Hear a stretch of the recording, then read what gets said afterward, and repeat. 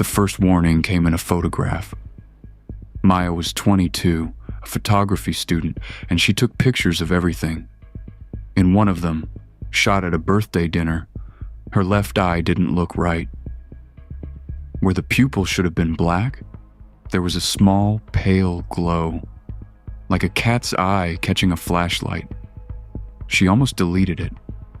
A bad reflection, she figured. A trick of the flash. It was not a trick of the flash. It was light bouncing off something growing at the back of her eye. And within a week, a doctor would look at that same glow and say the word every person dreads: cancer. Except it wasn't cancer. What was sitting behind Maya's eye was alive. It had crawled there, and it had started its journey in the most ordinary place on earth, a patch of dirt and a puppy she'd brought home to love. By the end of this, you'll understand how something a dog leaves in your backyard can cost a young woman her sight, and why, for decades, doctors fought this thing by removing children's eyes. So sit with this before we start. Maya did nothing strange. She didn't eat anything exotic. She didn't travel anywhere. She got a puppy, like millions of people do every year. Let's go back to that, and watch how an invisible egg in the soil becomes a worm behind a human eye. Maya brought the puppy home in spring, a rescue, part shepherd, all legs and ears. She named him after a camera lens. For weeks, her life was the normal chaos of a new dog. He chewed everything, had accidents on the rug, and at the first vet visit, the doctor mentioned deworming him, a detail she'd forget until much later. She played with him in the yard. She gardened a little. She was a normal amount of clean. Washed her hands sometimes, not every single time. Nobody does.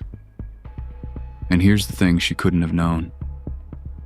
A puppy is one of the most common ways this particular parasite reaches people. A mother dog can pass these worms to her pups before they're even born, and again through her milk. So a puppy can be shedding huge numbers of microscopic eggs before it's even house-trained. But this part matters. It isn't the puppy's fresh mess that's dangerous. The eggs come out harmless. They have to sit in the soil and ripen for 2 to 4 weeks before they can infect anyone. And then they last. In dirt, in a garden, in a sandbox, these eggs survive for months, sometimes years. So you can't point to a single moment. There's no bad meal, no reckless choice. Just a young woman, a puppy, a yard, and somewhere in there, on a hand that went to a mouth, a few specks of ripened soil. Her younger brother grew up around the same dogs, the same dirt. He was fine. That's the cruel arithmetic of this infection. Whether it ever ruins you comes down to where, inside one body, a blind little worm happens to turn. Maya swallowed the eggs sometime that spring. She felt nothing at all. And deep inside her, they hatched. The trouble started months later, and it started small. Maya noticed the vision in her left eye was a little off, a smudge, low and to one side, that wouldn't wipe away. She kept closing one eye, then the other, comparing them. The right eye, sharp. The left, like looking through a thumbprint on the lens. For a photographer, that's frightening in a specific way. Your eye is the tool. So she told herself it was eye strain. Too many late nights staring at a screen. Then came the floaters, little drifting shapes across her vision. Worse in that one eye. And then she went back through her photos and found the birthday picture again. The pale glow in her pupil. She held the phone up to the mirror, shined a light into her own eye, and tried to see whatever the camera had seen. That glow has a name. Doctors call it leukocoria, a white pupil. Instead of the black of a healthy pupil, or the ordinary red of a flash, the light comes back white because it's bouncing off something solid at the back of the eye that should not be there. Leukocoria is the sign that ends the It's probably nothing chapter of a lot of stories. There is one famous, terrifying cause of a white glow in a young person's eye, and every doctor learns it cold. So when Maya finally sat in an exam chair and the specialist dimmed the lights and looked into the back of her eye, the room got very quiet. There was a pale, raised mass sitting on her retina.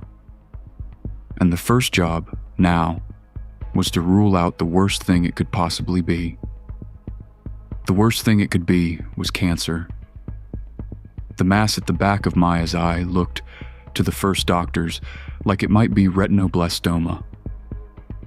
The most common cancer of the eye, usually a disease of young children, and one that announces itself with exactly this sign: a white glow in the pupil, often first caught in a flash photo. Nobody said the word casually. They said things like, a mass, and we need to rule some things out, and we should move quickly on this. But Maya understood. She sat in a parking lot afterward and looked up what a white pupil means, and every single result was about tumors, and about eyes that had to be removed to save a life. That's what makes this particular worm so vicious.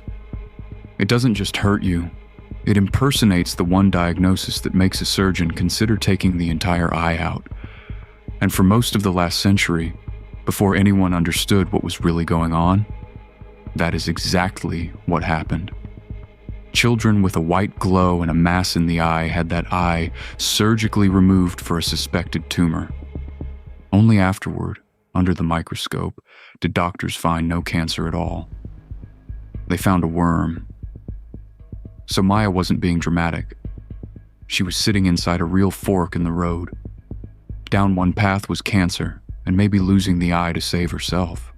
Down the other was something nobody in the room had said out loud yet, because it hadn't occurred to them. Something alive. What turned the case wasn't a scan that screamed tumor.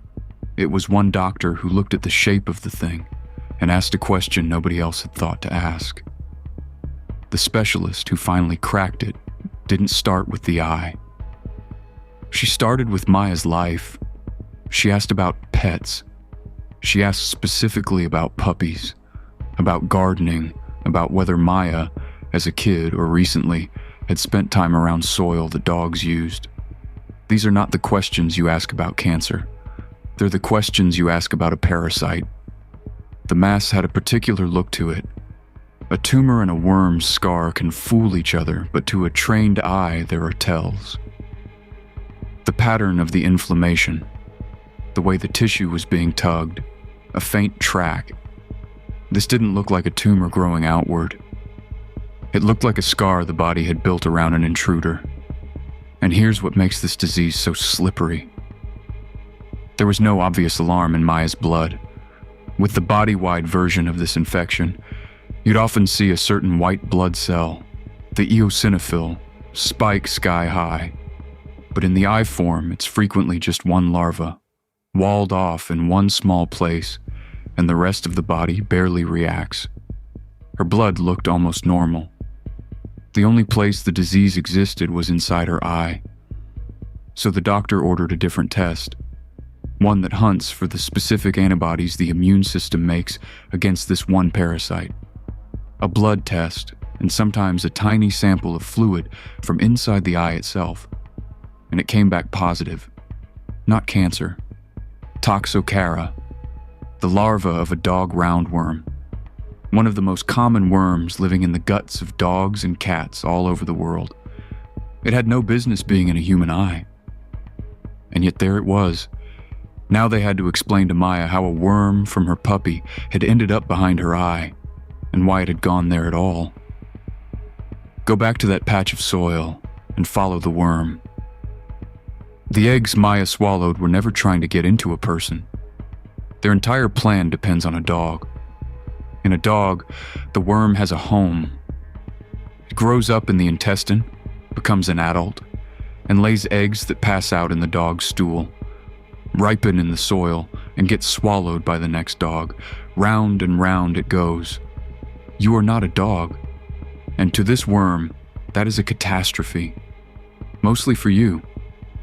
When a human swallows the ripened eggs, they hatch in the gut, which is what the worm expects. The tiny larvae, and these are tiny, about 0.4 of a millimeter, smaller than the width of this line of text, burrow through the wall of the intestine, which is also what the worm expects. And then the whole plan collapses. In a dog, the larva would mature. In you, it simply can't. It's lost. There's no signal telling it where to go because the place it's searching for doesn't exist inside your body. So it wanders. Carried in the bloodstream, a larva can drift into the liver, the lungs, the muscles, sometimes the brain. Most of the time, the immune system corners it, walls it off, and you never even know you were infected. That's the version most people get. Silent, harmless, over. But sometimes a single larva slips into one of the small vessels feeding the eye, and one larva is all it takes. Inside the eye, the larva eventually dies. It was never going to survive in there. Its death is the problem, though, not the solution. The body attacks the dead invader, building inflammation and scar tissue around it, right there on the retina, the delicate screen at the back of the eye that turns light into sight. That scar is the mass. That scar is the white glow. The worm that started all of it may be long dead by the time anyone finds it, and the eye is still being torn apart by the war fought over its corpse. And that's the part that's hard to sit with. It isn't a worm chewing through your eye. It's your own body doing exactly what it's built to do in the one place where winning the fight can cost you almost as much as losing it. Which leads to the strange problem of how you even treat this. Your first instinct, and Maya's, is simple. Kill the worm. There are drugs that do that, antiparasitics, the same kind used for the body-wide version of the infection. But in the eye, killing the worm can be the worst move you make. The damage was never really the living larva. It's the inflammation. And when you kill a larva, it breaks apart and spills everything it's made of into the tissue around it, which can make the immune system flare even harder, in the one place you can least afford a fire. Hit a worm in the eye with a drug at the wrong moment, and you can trade a slow problem for a sudden, blinding one. So the doctors went the other way first. They reached for steroids, drugs that calmed the inflammation down, to shield what was left of Maya's retina from her own immune system. Quiet the war before you go after the soldier. Sometimes they add a laser, or freezing, or surgery inside the eye to clean up the scar and the tissue it's pulling on. For Maya, it mostly worked. They saved the eye. They stopped it getting worse, but the patch of retina the scar had already claimed, that part didn't come back. Vision loss to this kind of scarring usually doesn't. She kept the eye. She kept most of her sight. But there's a smudge, low and to one side, that will always be there now. A photographer with a permanent thumbprint on one lens. And she was, by every measure, one of the lucky ones, because she still had the eye at all. For a long stretch of this disease's history, that was the part that got taken. So here's what to actually do with this. The thing to understand is that this isn't an exotic disease. And it isn't a story about being dirty. About 1 in 20 people in the United States carries the trace of having been exposed to this parasite at some point in their life. Most never have the faintest idea. The worm is incredibly common in dogs and cats. The eye disease is rare, but rare is not never, and almost all of it is preventable. It starts with the animals. Deworm your puppies and kittens early. Vets start them young for exactly this reason. And keep your adult pets on a deworming schedule. This is the single biggest thing you can do because it shuts the worm down at the source. Then it's the boring, powerful stuff. Pick up after your dog and do it promptly, before the eggs have weeks to ripen in the soil. Wash your hands after the garden, after the dog, after the sandbox, and before you eat. Teach kids not to put dirt in their mouths and cover the sandbox when nobody's using it. Rinse your vegetables. None of it is dramatic. All of it works. And then the one line worth memorizing.